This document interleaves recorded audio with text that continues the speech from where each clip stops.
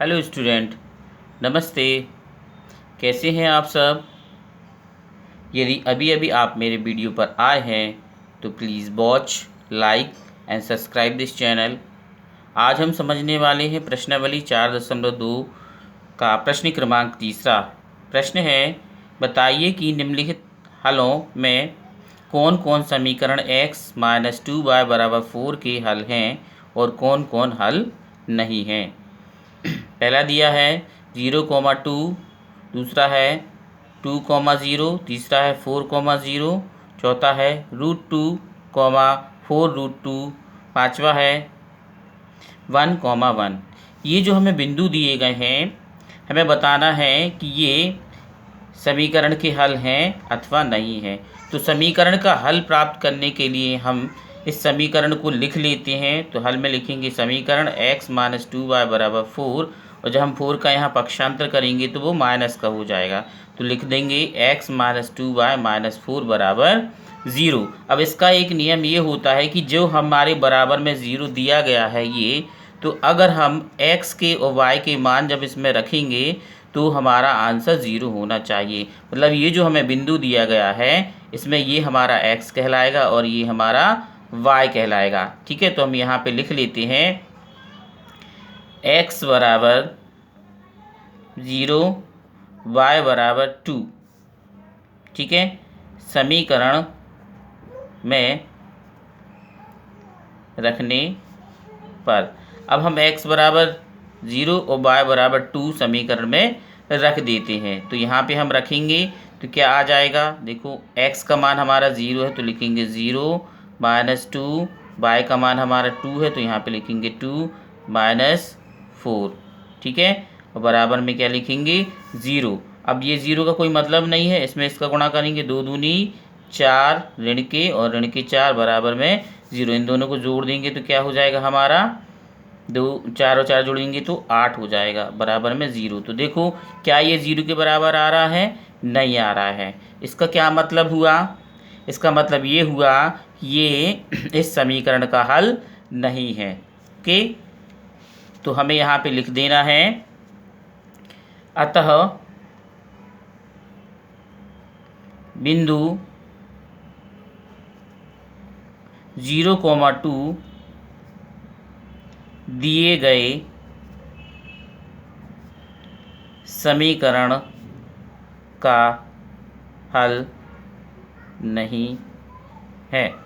ठीक है, इसी तरीके से हमें दूसरा करना है, तीसरा करना है। हम चौथा देख लेते हैं, हम आपको चौथा करा दे रहे हैं। ये चाहेंगे तो आप दूसरा, तीसरा और ये जो पांचवा है ये होमवर्क में कर लेना। देखते हैं प्रश्न क्रमांक चौथा।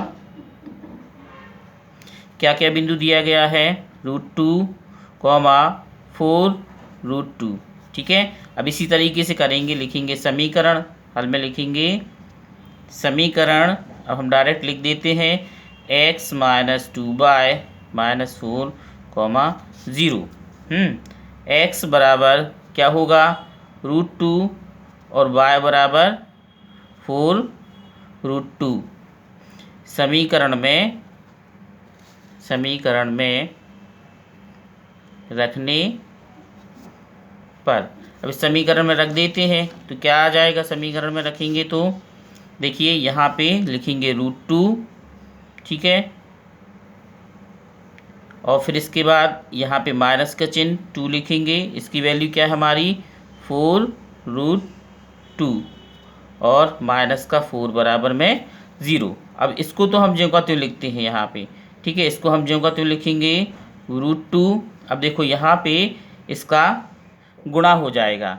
ठीक है, किसका गुणा होगा? इसका गुणा होगा इसमें। तो 4 दूनी क्या हो जाएगा? 8 और √2 ज्यों का त्यों, माइनस का 4 बराबर में क्या लिख देंगे? 0 लिख देंगे। अब देखिए यहाँ पे √2 है और यहाँ पे -8√2 है तो इसके सामने 1 कहलाया। ठीक है, तो अब हम इसमें से इसको घटा देंगे तो कितना बचेगा हमारे पास? 7 बचेगा, वो भी माइनस का। तो यहाँ पे लिखेंगे -7√2 माइनस का 4। ठीक है, तो और बराबर में क्या लिखेंगे? 0। तो अब देखो ये भी 0 के बराबर नहीं आ रहा है। इसका मतलब ये भी इस समीकरण का हल नहीं होगा। तो मैं अपन यहाँ पे लिखेंगे अतः बिंदु √2, 4√2 दिए गए समीकरण का हल नहीं है।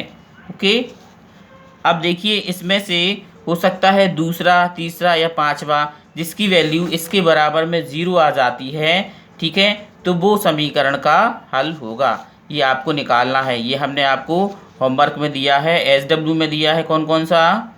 ये हो जाएगा आपका दूसरा, तीसरा और पांचवा। ओके स्टूडेंट, ये क्वेश्चन आप अपने घर पे करके देखिए। यदि आप पे नहीं बनते हैं तो प्लीज़ आप कमेंट्स कीजिए, ठीक है, और आप हमसे पूछिए कि ये हमें समझ में नहीं आ रहा है, तो इसका वीडियो भी बना के हम डाल देंगे। ओके स्टूडेंट, आगे की प्रश्नावली को समझने के लिए हम अगले वीडियो में देखेंगे। तब तक के लिए आप सभी बच्चों को मेरी तरफ से नमस्ते।